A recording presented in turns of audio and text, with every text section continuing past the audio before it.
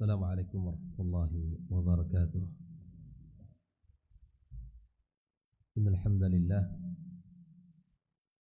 nahmaduhu wa nasta'inuhu wa nastaghfiruhu wa nastahdihi wa na'udzu billahi min shururi anfusina wa sayyiati a'malina. May yahdihillahu fala mudilla lahu wa may yudlilhu fala hadiya lahu. Ashhadu an la ilaha illallah wahdahu la syarika lah wa ashhadu anna Muhammadan abduhu wa rasuluh sallallahu alaihi wa ala alihi wa ashabihi wa man sara ala nahjihi wastanna bi sunnatihi ila yaumiddin. Qala ta'ala ya ayyuhalladzina amanu ittaqullaha haqqa tuqatih wa la tamutunna illa wa antum muslimun. Amma ba'd, ma'asyara al-muslimin wal muslimat, al-hadirin wal hadirat, al-musyahidin wal musyahidat, saudara-saudari, para penuntut ilmu dimanapun berada, alhamdulillah kita bersyukur pada Allah Subhanahu wa ta'ala atas nikmat yang Allah berikan kepada kita. Syukur yang tergambar pada ketaatan kita kepada Allah Subhanahu wa taala. Tadi Zal Khair Imam kita membacakan ayat yang luar biasa yang memandu kita agar kita bersyukur kepada Allah Subhanahu wa taala. Wabil khusus di usia-usia yang telah Allah berikan di atas 40 tahun. Kalau dari lihat di wajah jemaah ini tidak ada yang usia 20 tahun nampaknya. Rabbi auzi'ni an ashkura ni'mataka allati an'amta alayya. Kita minta kepada Allah Subhanahu wa taala, kita di usia-usia seperti ini untuk memperbanyak meminta, memohon kepada Allah Subhanahu wa taala agar kita diberikan kemampuan untuk bersyukur kepada Allah Azza wa Jalla atas nikmat-nikmat yang telah Allah karuniakan kepada kita, yang telah Allah berikan kepada kita dan kepada kedua orang tua kita. Dan kita minta kepada Allah Subhanahu wa taala agar kita mampu untuk beramal saleh. Kesyukuran itu tergambar dalam ketaatan kita kepada Allah Subhanahu wa taala. Melakukan ibadah yang Allah ridai, yang Allah cintai. Dan di antaranya adalah pagi ini kita mengawali hari kita dengan ibadah yang mulia, lalu kita duduk sejenak untuk mempelajari agama Allah Subhanahu wa taala. Dan memperbanyak meminta kepada Allah Azza wa Jalla agar Allah berikan kepada kita anak-anak yang saleh dan segera kita bertaubat kepadanya. Mudah-mudahan Allah terima seluruh ibadah kita dan Allah jadikan dalam timbangan kebaikan kita. Salawat dan salam semoga senantiasa kita sampaikan untuk junjungan kita Nabi besar Muhammad sallallahu alaihi wasallam. Mudah-mudahan kita dikumpulkan bersamanya dan bersama para nabiyin, para siddiqin, para syuhada dan salihin di hari kiamat kelak. Ahibati fillah, kaum muslimin dan muslimat rahimakumullah. Pagi ini kita bersama kitab baru atau kutaib tasghir daripada kitab, di mana setelah kita selesaikan pembahasan kitab tentang apa kemarin? Tazkiyatun nufus, ya. 10 kunci di mana kita bisa membersihkan diri kita, yang ditulis oleh Syekh siapa? Profesor Dr. Abdul Razak Al-Badar. Insyaallah pagi ini kita akan melanjutkan satu tulisan beliau juga, ya, yaitu tentang asrun mujibatul lin najah. Ashr artinya 10, ya, mujibat lin najah, artinya 10 jalan keselamatan. Bukunya kecil tapi isinya luar biasa. Kalau bahasa kita hari ini semuanya isi. Semuanya isi pesan-pesan yang luar biasa.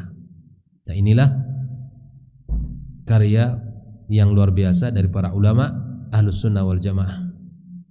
Oleh karena itu, insyaallah kita akan membaca kitab ini dan kita ambil faedah-faedah dalam setiap kalimat yang beliau tulis insyaallah taala. Beliau mengawali muqaddimah dengan bismillahirrahmanirrahim. Seperti yang kita bahas bahwa para ulama pada umumnya mereka memulai tulisan dan karya-karya mereka dengan bismillahirrahmanirrahim. Kenapa demikian? Karena yang pertama mencontoh dan melihat kepada Al-Quranul Karim. Pada setiap surat diawali dengan bismillah, kecuali surat At-Taubah atau surat Al-Bara'ah.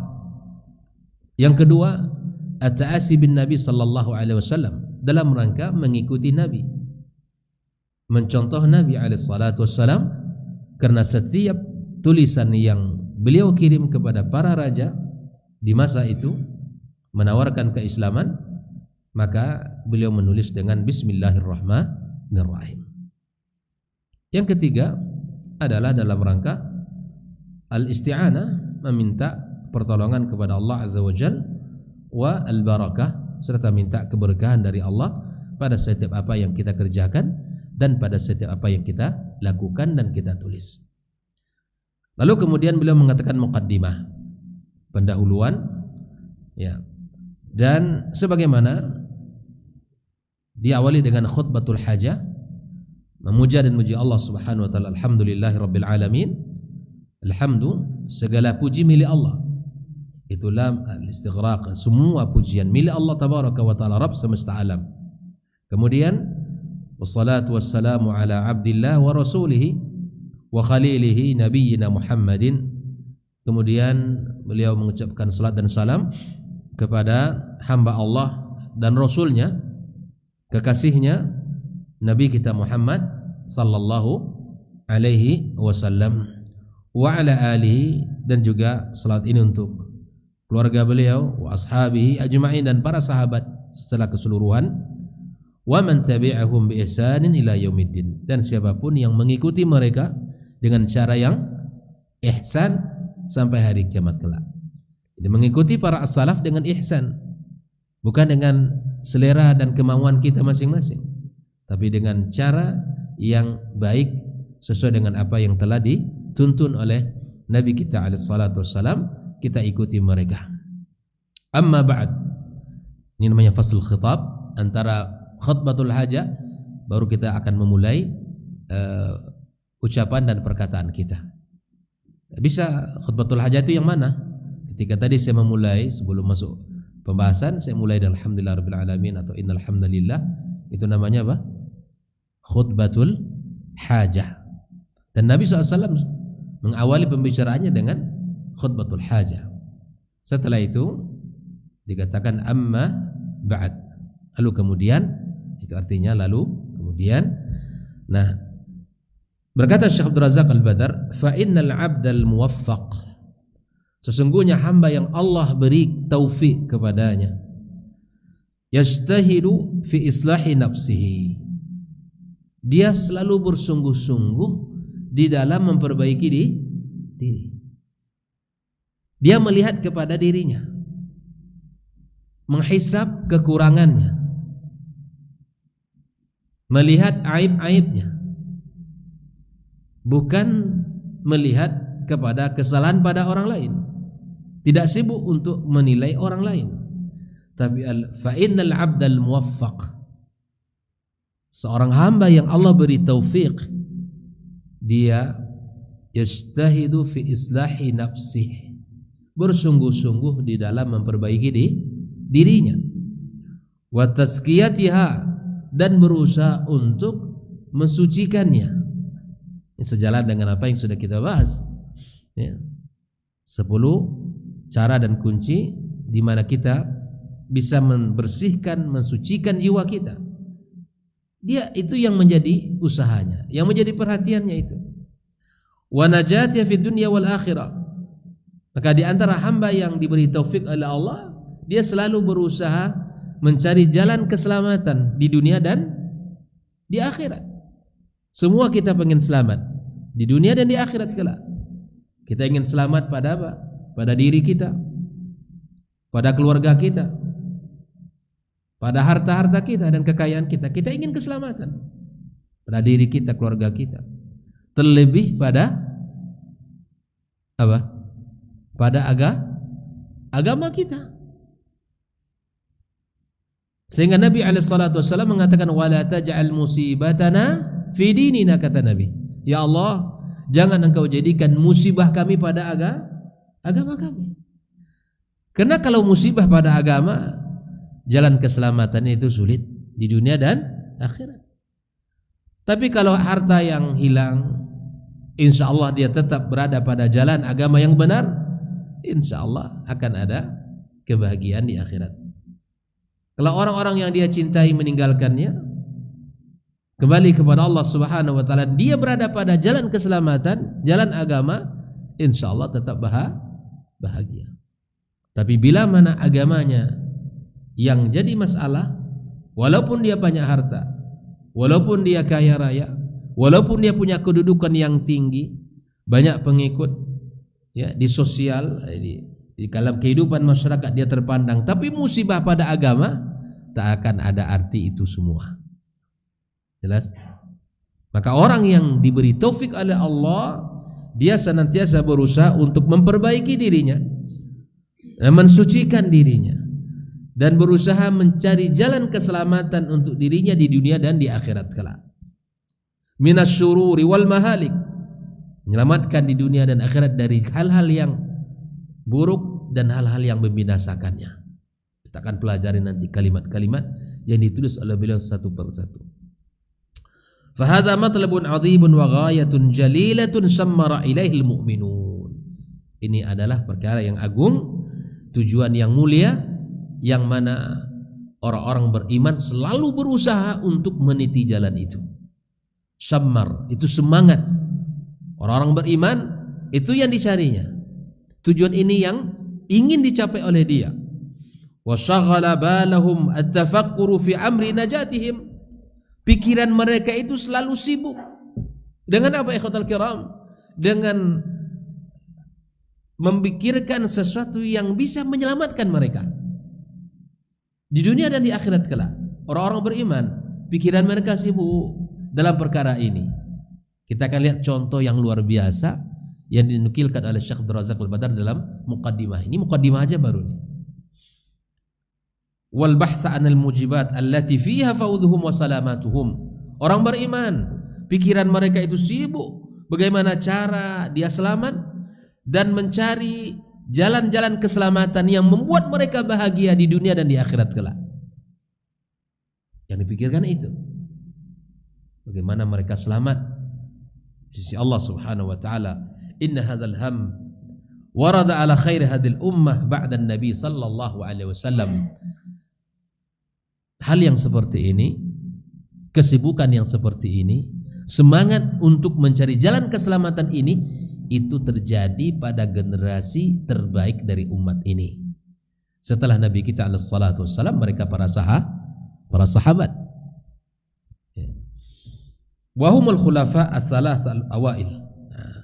Kata Syekh, mereka itu adalah 3 khulafa, ya. Yang pertama di sini dalam kisah ini nanti, yang pertama siapa khalifah kita? Abu Bakar, Umar, Utsman. Tersimpul dalam sebuah kisah yang sangat indah. Kita baca kisahnya.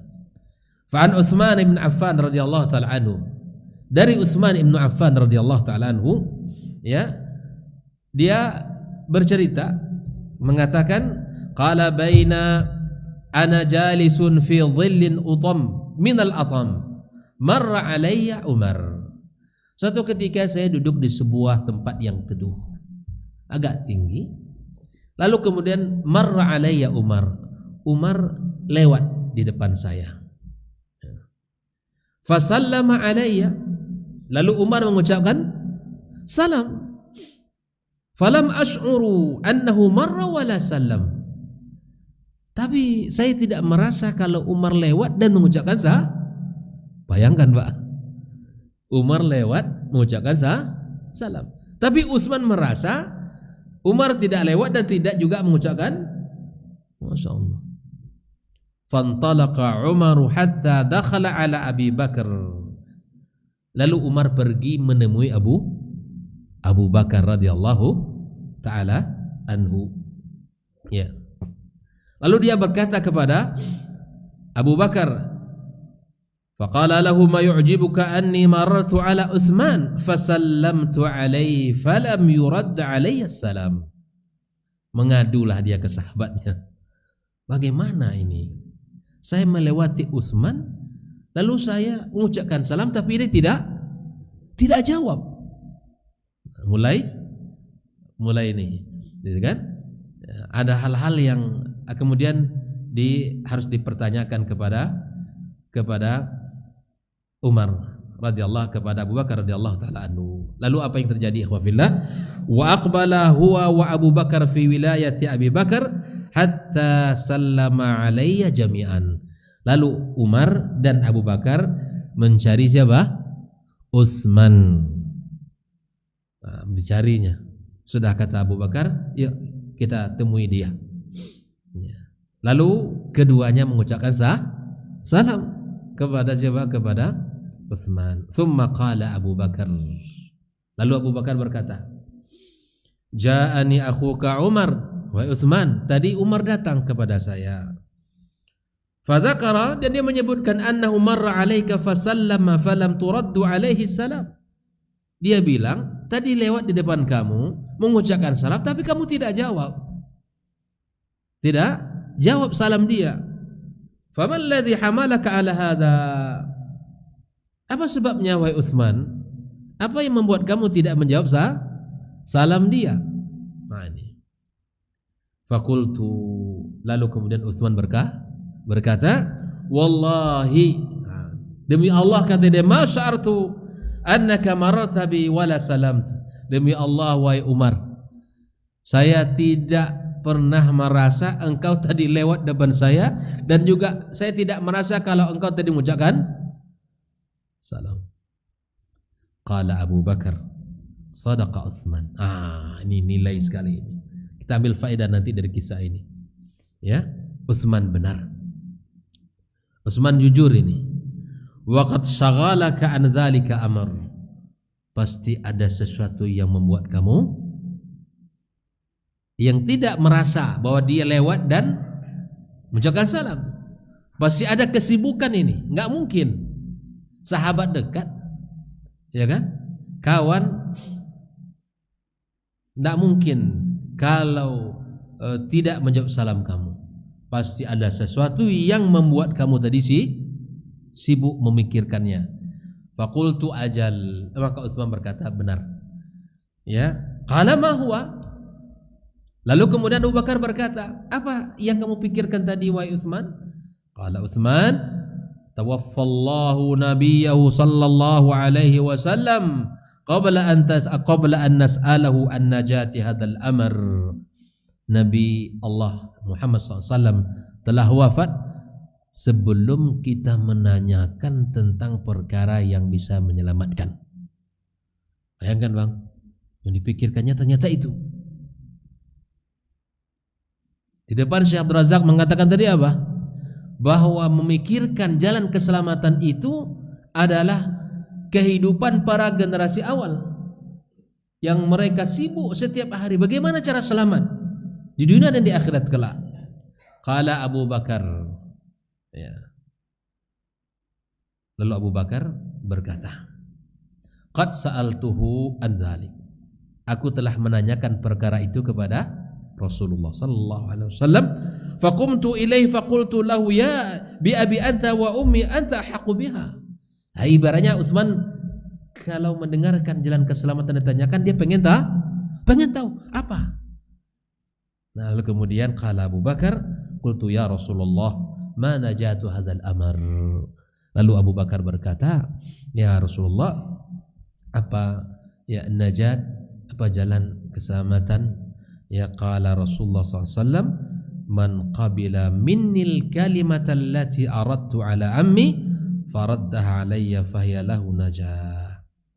Barang siapa yang menerima kalimat yang telah aku tawarkan kepada pamanku, bang siapa yang menerimanya, ya, kemudian maka insyaallah dia akan salah. Saya ingin tanya kepada jemaah, apa kalimat yang ditawarkan Nabi kepada pamannya? Qul la ilaha, wahai pamanku. Ya ammi, kata Nabi SAW, katakan kalimat ini yang dimana aku menjadi berhujjah nanti di hadapan Allah. Katakan kalimat itu saat dia menghadapi kematian. Nabi SAW merasa bahwa dia adalah mensupportnya, bahwa pamannya membelanya, bahwa pamannya melindungi dia. Dia pengen pamannya mendapatkan hidayah. Maka dikatakan kalimat qul ya ammi, katakan wahai pamanku kalimat la ilaha illallah. Semoga aku nanti bisa berhujjah dengan kalimat ini di hadapan Allah Subhanahu wa taala. Faraddaha alaihi, tapi dia menolak. Fahiya lahu najah. Khafilahullah. Dari kisah Abu Bakar, Umar dan Utsman ini, apa pelajaran bisa kita ambil? Dari perjalanan antara Umar dengan Utsman tadi, ya Umar lewat mengucapkan salam. Nah, yang pertama apa?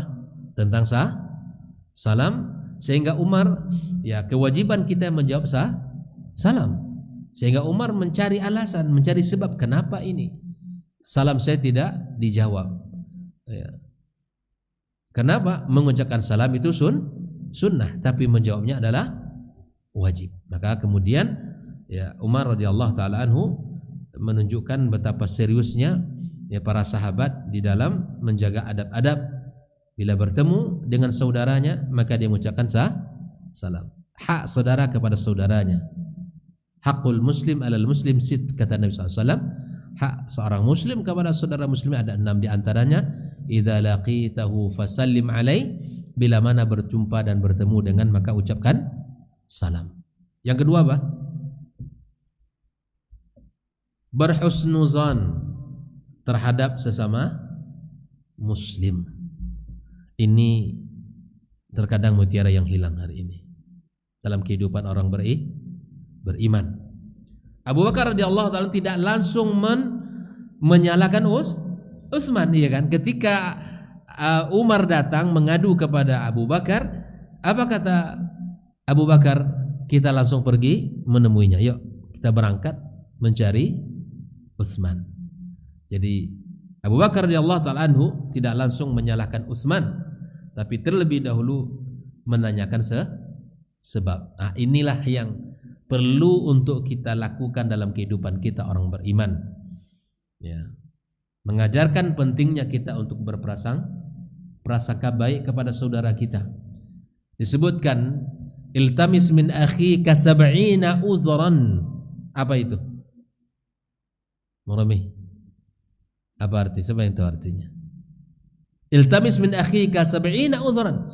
Bila mana saudara kamu melakukan sesuatu yang kamu anggap itu salah, baik itu mungkin adalah hak diri kamu, maka carilah 70 alasan agar saudara kamu itu tidak kamu salahkan. 70 alasan. Di sini Abu Bakar radhiyallahu taala tidak langsung menyalahkan Utsman, tetapi dia berusaha untuk menanyakan apa sebabnya. Dan ini juga merupakan bukti nyata tentang apa? Tentang tabayyun di dalam perkara kehidupan kita. Penting untuk bertabayyun. Tidak seperti angin, tidak seperti balimalin di atas bukit, kemana angin di situ pula dia. Tidak mudah kita percaya kepada isu. Ya, entah dari siapa beritanya, maka kita tidak tahu urusan itu, maka kita telah menyimpulkan sesuatu. Ini sebuah kesalahan besar. Kisah ini adalah contoh nyata penerapan tabayyun, klarifikasi dalam kehidupan kita. Ya. Masalah kecil tidak dibiarkan menjadi besar. Sehingga para asatis pun tidak selamat dari lisan dia. Dia tidak ada tahu masalah sedikit pun. Khawarij kata arah, Khawarij pula kata dia. Ini perkara yang terkadang subhanallah kita disibukkan. Yang disuruh oleh agama kita menyibukkan diri mencari jalan selamat. Bukan mengatakan orang Khawarij, bukan mengatakan ini dan ini. Tapi sibukkan diri Anda untuk mencari jalan keselamatan. Kita tidak tahu perkara yang sesungguhnya, maka Allah katakan bahwa tidak ada satu kalimat yang terucap oleh lisan kecuali apa? Kecuali diminta pertanggungjawaban, kecuali ditulis oleh malaikat Raqib dan Atid. Nabi SAW telah mengatakan, "Kafa bil mar'i itsman ayuhadditsa bima sami'a." Cukuplah seorang hamba itu berdosa di sisi Allah kapan, Pak? Dia mengucapkan sesuatu yang didengarkan olehnya. Belum lagi tahu perkaranya, seakan dia orang yang paling tahu tentang perkara itu. Maka dianggap berdosa oleh Nabi SAW.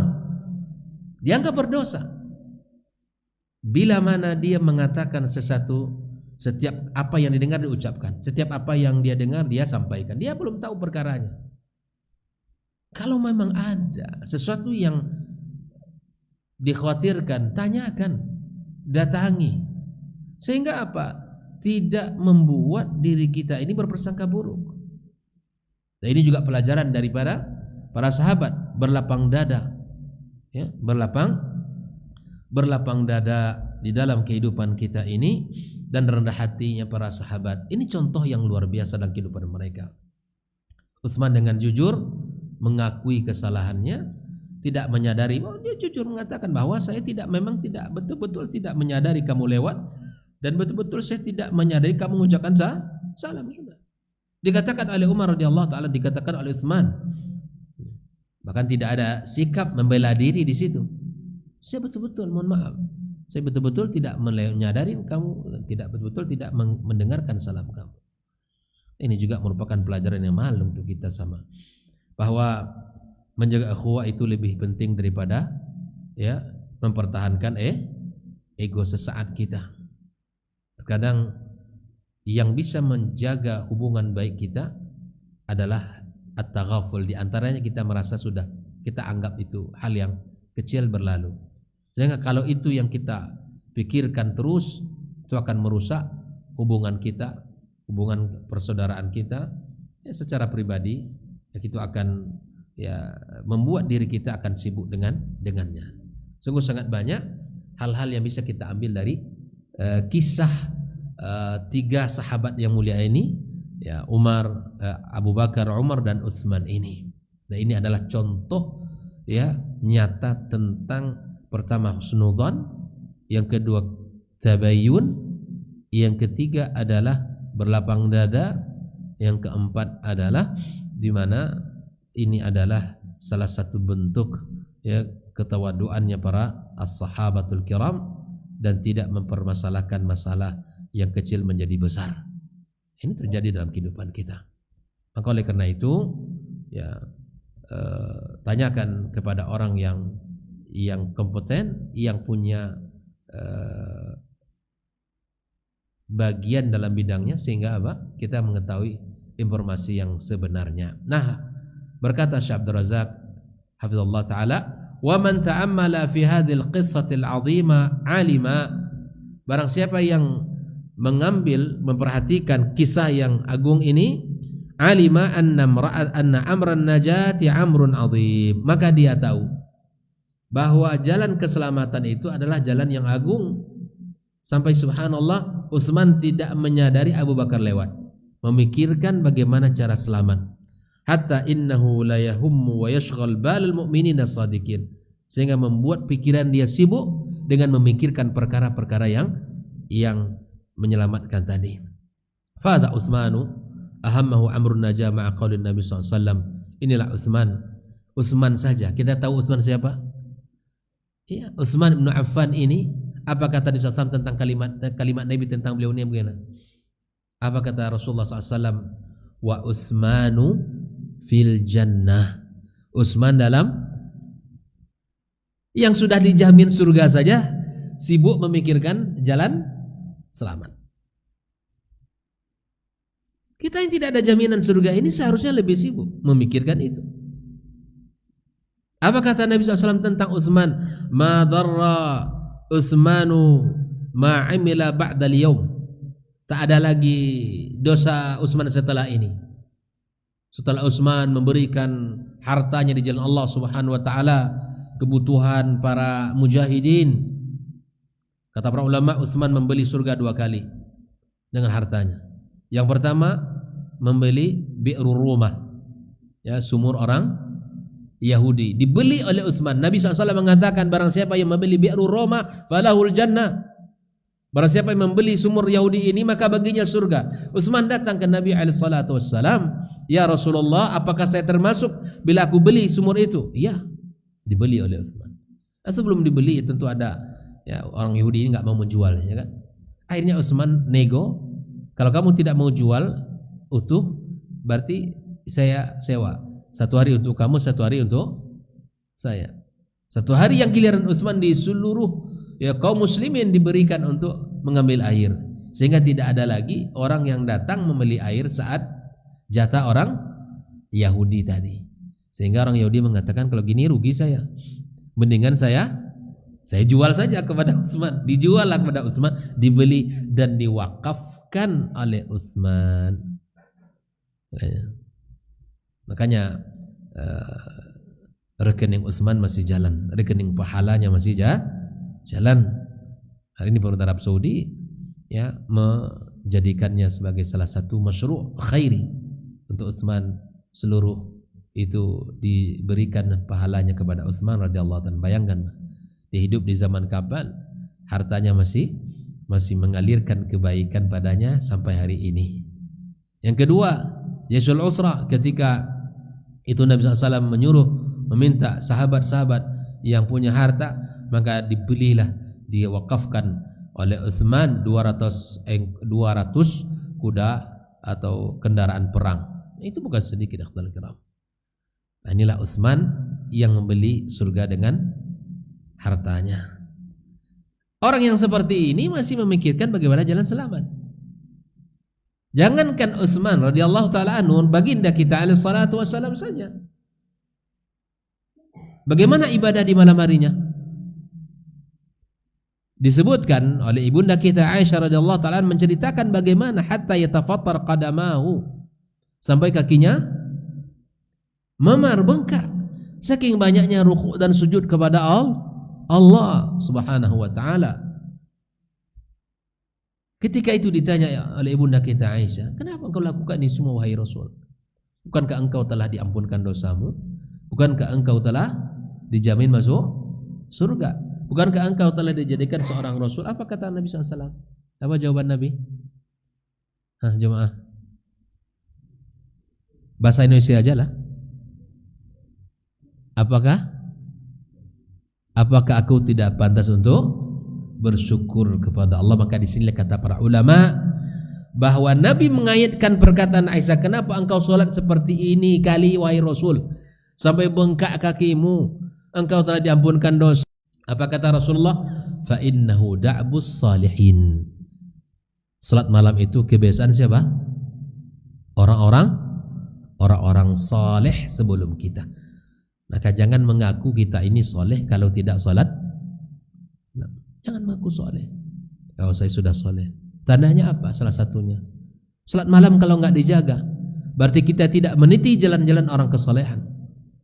Enggak pantas mengaku dia saleh kalau dia tidak salat malam. Kalau ingin mengatakan dirinya orang baik, orang saleh, maka salat malam itu adalah bagian yang tak terpisahkan dalam kesehariannya. Fa innahu da'bus salihin. Ikhwal kiram rahimakumullah. Maka ada sebuah kisah, ini kisah yang kedua yang ditulis oleh Syekh Abdul Razzaq Al-Badar di muqaddimah ini.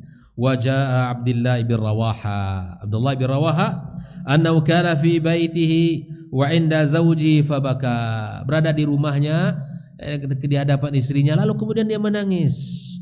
Fa sa'alathu man ladzi abkaka, wahai suamiku, apa yang membuat kamu menangis.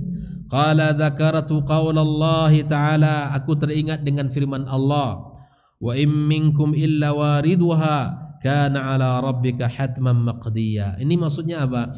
Bahwa tidak ada satupun bahwa orang yang melewati sirat kecuali akan masuk ke dalam neraka. Nah, itu adalah satu keputusan Allah yang pasti. Bayangkan, ini membuat dia bahwa tidak ada orang yang selamat. Tidak ada orang yang melewati itu kecuali akan masuk ke dalam neraka. Ini membuat dia menangis, membuat dia tidak bisa tenang. Thumma nunajjil ladzina taqaw wa nadhara adh-dhalimina fiha jithiya. Apa kata Allah? Kami selamatkan orang-orang yang bertakwa, kemudian kami tinggalkan, kami biarkan orang yang zalim dalam keadaan tertukuk lutut hina. Dipikirkannya ini. Kalau kita baca lagi kisah-kisah seperti Umar dan para sahabat-sahabat yang lain, bahkan satu malam itu mengulang-ulang ayat yang sama ya sampai pagi. Radhiyallahu ta'ala ajma'in. Apalagi Utsman, kisah sahabat bukan hanya orang kaya dermawan, tapi disebutkan dia mengkhatamkan Al-Quran dalam satu qiyamnya. Utsman radhiyallahu ta'ala mengkhatamkan Al-Quran dalam satu malam. Bisa? Kita tidak bisa kalau mereka terbukti. Al-Quran itu ikhwatal kiram Allah bagi mereka kehidupan. Dan pada umumnya para sahabat itu mengkhatamkan Al-Quran dalam berapa hari? Pada umumnya. Nah, rata-rata 7 hari pada umumnya. 7 hari. Dan cara mereka bagaimana? Mau saya tunjukkan. Di hari pertama 3 surat. 3 surat. Hari pertama dari Al-Fatihah 4 sih ya. Al-Fatihah, Al-Baqarah. Setelah itu Ali Imran, An-Nisa. Berapa juz?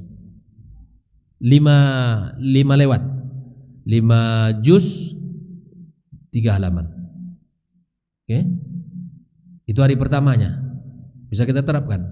Ini hizibnya para sahabat, cara mereka mengkhatamkan Al-Quran. Hari kedua berapa surat? Naik dari 3 naik ke 5. 5 surat. Berarti setelah An-Nisa apa? Al-Ma'idah sampai At-Taubah. 5 surat. Hari ketiga dari 5 surat nambah 7 surat. Berarti dari setelah At-Taubah Yunus ya, 7 surat. 3, 5, 7 surat ini ya, bukan juz ya, suratnya. Dari hari keberapa lagi? Hari keempat. Hari keempat itu naik ke 9 surat.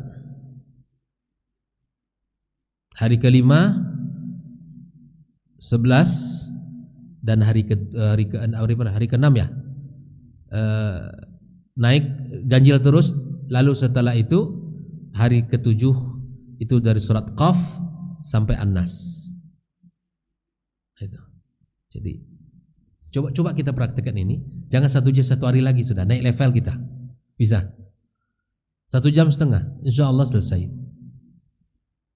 Saya mendengarkan ada sebuah kajian yang salah musyayikh kita luar biasa. Kata dia, sebanyak apa engkau baca Al-Quran di pagi harimu, di harimu, sebanyak itulah keberkahan yang engkau rasakan pada dirimu, keluargamu, hartamu, dan urusanmu semuanya. Barakah. Sampai seorang syekh itu mengatakan bahwa bila mana hizib, artinya kalau bahasa kitanya wirid yang dia jaga itu belum tercapai, dia tidak akan tidur malam. Di hari itu tidak akan bisa tidur. Selelah apapun katanya saya belum saya selesaikan, saya tidak tidur. Sebelum saya selesaikan saya tidak bisa tidur, nggak nyaman. Inilah rasa syukur tadi. Bagaimana cara menghadapi jalan-jalan hari-hari kita ke depan? Ya, bukan 1 juz 1 hari lagi. Makanya makruh oleh para ulama, di antara Ibnu Qudamah juga menyebutkan makruh kalau tidak mengkhatamkan Al-Quran selama 40 hari itu dimakruhkan. Itu waktu yang paling lalailah orang dengan Al-Quran itu. 40 hari Bang Romi. Kalau 1 juz 1 hari, ya 1 bulan khatam. Yang masalahnya adalah bukan tidak bisa memulainya. Banyak orang bisa memulai kebaikan, tapi sulit untuk bisa. Itu dia masalahnya. Hari pertama oke, kan, hari kedua iya, hari ketiga udah mulai hilang konsentrasinya. Nah, oleh karenanya kita naik level. Saya ajak diri saya dan teman semua kita untuk mencoba mengetahui hizibnya para sahabat, bagaimana mereka mengkhatamkan Al-Quran 40 hari. Itu waktu yang paling orang lalai, paling lalai sudah itu. Ini jangan 40 hari, 1 tahunnya Ramadan kemarin baru khatam. Ya kan? Di antara Ramadan tidak pernah khatam. Makanya di dalam Al-Quranul Karim di antara keluh kesah Nabi cuma 1 saja. Nabi tidak pernah berkeluh kesah kepada Allah kecuali dalam perkara apa? Bang. Hanya 1 yang disebutkan Allah, 1 keluh kesah Nabi kepada Allah Tabaraka wa Ta'ala di dalam mendakwakan banyak ujian cobaan. Nabi tidak berkeluh kesah kepada Allah. Yang diadukan oleh Nabi kepada Allah hanya 1 perkara. Siapa yang tahu? Keselamatan umatnya. Di dalam Al-Quran Allah sebutkan, Bang, yang diadukan oleh Nabi alaihissalatu wassalam adalah sikap umatnya terhadap Al-Quran. Apa ayatnya, Bang?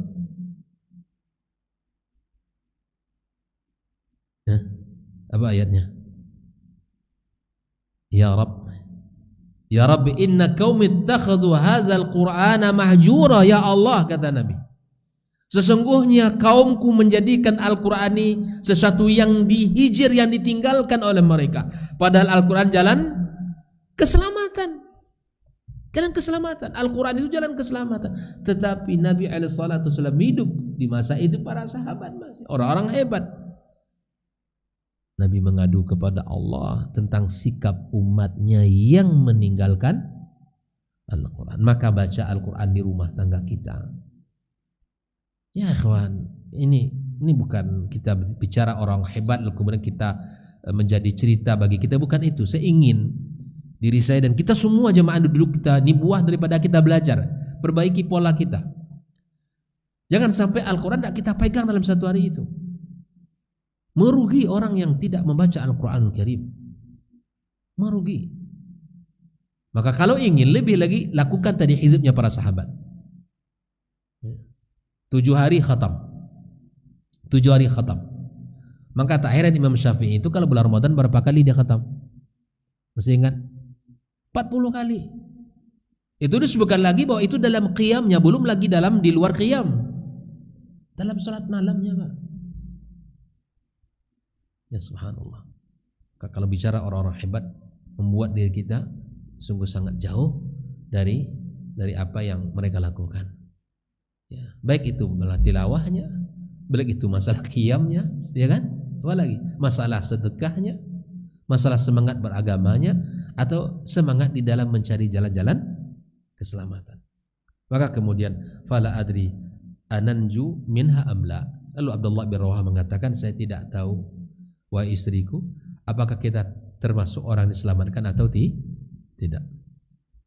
فإذا كانت هذه حال السابقين الأولين من الصحابة في البحث عن موجبات النجاة في الدين أو في الدارين, kalaulah ini keadaan mereka orang-orang al-awwalun min as-sahaba mencari jalan-jalan keselamatan di dunia dan di akhirat kelak, wa qad busyiru bidukhul jannah fa kaifal halu biman ba'dahum, mereka yang telah dikabarkan bahwa bagi mereka surga, tapi begitu cara mereka memikirkan jalan keselamatan. Orang-orang telah mendapatkan jaminan, tetapi tetap mencari jalan-jalan keselamatan. Bagaimana dengan keadaan kita yang tidak ada jaminan satupun untuk kita? Setelah kita pikirkan jalan itu, apakah telah kita ambil bagian untuk mencarinya.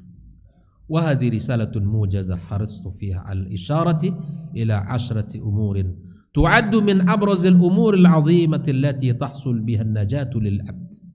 Kata Syekh dalam risalah yang singkat ini, tulisan beliau ini, saya akan mencoba untuk menyebutkan perkara-perkara, 10 perkara yang insya Allah menjadi sebab orang-orang bisa selamat. Bukan hanya 10 ini, tapi masih banyak yang ditulis hanya 10 oleh beliau. Hariyun bi kulli muslim ayajtahida fi ta'allumiha wal 'amal biha. Maka pantas bagi kita orang beriman untuk mempelajarinya dan mengamalkan. Maka kita baca kitab ini. Saya bilang ke pengurus, kitabnya tipis tapi isinya luar biasa. Ya kan? Kita baca yang tipis-tipis tapi insyaallah bermanfaat. Wa suluki masalikiha wa ta'limiha liman yastati' min ahli wa ikhwani. Dan diikuti jalan-jalan ini mengajarkan kepada orang-orang yang telah keluarganya, saudaranya, liyafuza bin najati fid dunya wa yaumal qiyamah, agar selamat di dunia dan akhirat kelak, wa yasfar bis sa'adatil abadiyati fi jannatin na'im, dan bahagia dengan kehidupan abadi, surga yang penuh dengan kenikmatan. Fa inna da'watal ibadi ila najati wa tamhida turuqiha wa tadhkira bimujibatiha hadiyun qa'im. Mengarahkan orang kepada jalan keselamatan, menunjukkan orang kepada jalan keselamatan, itu adalah petunjuk yang telah berlaku dalam agama kita. Nabi kita alaihi salatu wassalam diutus Allah untuk berikan peringatan, untuk menjelaskan mana yang hak, mana yang batil. Maka wasunnatul madiyah, Allah Subhanahu wa taala menyebutkan di antara ungkapan para nabi, wa ya qaumi mali ad'ukum ilan najati wa tad'unani ilan nar. Wahai kaumku, aku ajak kalian kepada jalan keselamatan, tapi kalian ajak aku jalan kesesatan, ke jalan menuju neraka Allah Subhanahu wa taala. Dalam sebuah syair disebutkan, ma balu dinika tarda an tudannisahu wa thawbuka ad-dahra maghsulun minad danas. Ada apa dengan agama kamu yang kamu tega mengotorinya, yang kamu tega menodainya, sementara bajumu tidak kamu biarkan dalam keadaan kotor, kena noda sedikit kamu langsung cuci. Kenapa kamu tidak berpikir agama yang mulia ini, agama yang jalan keselamatan ini tidak engkau perhatikan? Kenapa engkau tega mengotorinya? Kenapa engkau tega di dalam membiarkan agama ini? Sementara bajumu, celanamu, pakaianmu yang sedikit saja kena noda, kamu langsung cuci. Tidak mau dia menjadi kotor. Tarjun najata wa lam tasluk masalika. Engkau ingin selamat tapi engkau tidak titi jalannya. Innas safinata la tajri 'alal yabis. Sesungguhnya kapal tidak akan berlayar di atas daratan. Ada? Ingin selamat, titi jalannya. Nah, seperti mana kapal berlayar hanya di lautan. Fa inna Allah nahaja lil 'abdi tariqan najah wa fataha lahu abwabaha wa 'arrafahu turuq tahsil sa'adah. Sesungguhnya Allah Ta'ala memberikan kepada kita jalan-jalan itu, wa atahu asbaba, Allah berikan kepada kita sebab-sebabnya, wa hadzarahu min wabali ma'siyati, dan diingatkan kita dari maksiatnya, wa ashhadahu ala nafsi wa ala ghairihi syu'ma wa iqabaha, wa aqad ahsana qail wa hasrata taqaddal umur wan saraman. Sungguh sangat merugi, usia telah habis dan usia telah berlalu. Berlalu sa'atuhu baina dhulil ajiz wal kasal. Hari-hari yang dia lewati, umur-umur yang dia lewati hanya berada antara kemalasan dan kehinaan. Habis, usia telah lewat, umur telah tua, tak juga sadar-sadar, tak juga ingat akan kehidupan ini berakhir. Tak ada kesadaran untuk itu. Ya hasrata, merugilah dia ini. Ya. Taqaddal umur wan sarama, sudah hari-harimu telah berlalu, usiamu telah habis, waktumu telah habis. Sa'atuhu baina dhullil ajzi wal kasal. Hari-hari yang ia lewati, waktu-waktu yang berlalu hanya bergulir antara hina dan kemalasan. Sedikit aja baru baca Quran semacam 1 juz gitu. Puasnya bukan main sudah itu ya. Masya Allah. Nggak boleh kita cukup dengan kebaikan yang sudah kita lakukan. Belum. Orang yang telah dijamin surga saja tidak cukup mereka dengan apa yang mereka lakukan, apalagi kita. Wal qauma qad akhadhu darban najati wa qad saru ila al matlabil a'la ala mahal. orang-orang telah mengambil jalan-jalan keselamatan. Ya. Orang-orang telah meniti jalan-jalan keselamatan. Saru ilal matlabil a'la ala muhun. Mereka bersegera menuju jalan kemuliaan. Ya, subhanallah. Orang-orang telah melewatinya, tapi kita masih bergulir antara malas dan kehinaan. Ya, antara malas dan kehinaan. Ya, subhanallah. Baru saja buka Al-Quran sudah merasa banyak. Baru saja 2 rakaat salat malam sudah merasa, sudah masya Allah, tabarakallah, dan seterusnya. Baru saja melakukan sedikit kebaikan sudah merasa puas dengan kebaikan yang dilakukan. Nah, inilah muqaddimah. Wa sallallahu wasallam wa baraka wa an'am ala abdihi wa rasulih nabiyyina Muhammadin wa ala alihi wa sahbihi ajma'in. Ini baru muqaddimah. Hanya kalau bahasa orang kita ini semuanya adalah isi. Tak ada kalimatnya yang luar biasa, yang tidak bermakna. Semua yang dinukilkan oleh para ulama kita adalah pelajaran mahal dalam kehidupan kita. Insyaallah kita bahas mana yang 10 jalan keselamatan itu pada pertemuan berikutnya. Insyaallah 1 tahun ke depan kita selesaikan buku ini. 1 tahun ke depan. Kalau bisa 1, ya coba kita lihat. Ya, setiap kali pertemuan 1 jalan keselamatan insyaallah taala. Mudah-mudahan 1 tahun ke depan Allah berikan kepada kita kemudahan, kesehatan, usia, ya bisa kita bersemangat mempelajarinya. Baik, demikian pembahasan kita pada pagi ini. Barakallahu fikum. Jazakallahu khair. Semoga kita bisa mengambil ibrah dan pelajaran dari apa yang ditulis oleh Syekh Abdul Razak baru di muqaddimah. Ini luar biasa. Jalan keselamatan 10 itu sangat luar biasa dan mesti kita pelajari. Ya. Baik, kita tutup dengan doa akhir majlis. Subhanakallah bihamdika asyhadu an la ilaha illa anta astaghfiruka wa atubu ilaik. Assalamualaikum warahmatullahi wabarakatuh.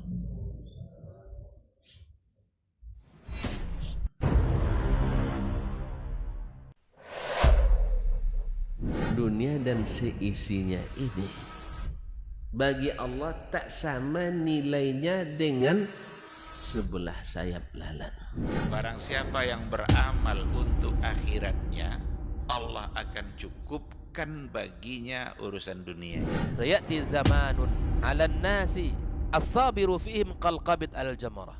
Akan ada satu masa di akhir zaman yang berpegang teguh dengan agamanya seperti orang yang sedang memegang bara